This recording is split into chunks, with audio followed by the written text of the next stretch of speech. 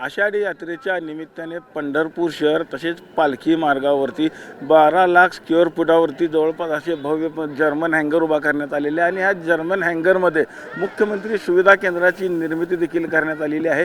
आपण बघू शकतो की आज तो वाखरी येथील पालखी तळासमोर असलेला हा जर्मन हँगर भव्य असा मंडप आहे। या मंडपामध्ये भाविकांना निवाऱ्याची व्यवस्था असेल, स्वच्छतेची व्यवस्था असेल, स्नानगृहाची व्यवस्था असेल, त्याचबरोबर मोबाईल चार्जिंगची देखील व्यवस्था खरं तर ह्या जर्मन हँगरमध्ये करण्यात आली आपल्याला पाहायला मिळत आहे।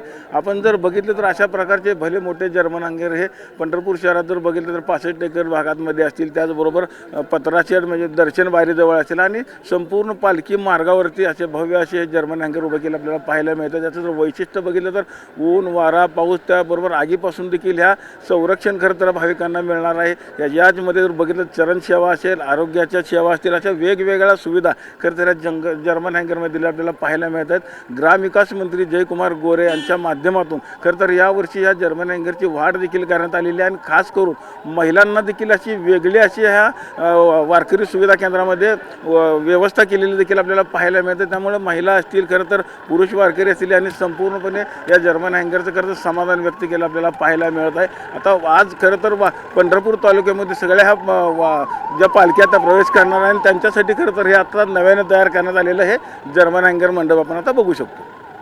पंढरपुरातून कॅमेरामॅन विनोद सर, रवी लवेकर, TV9 मराठी।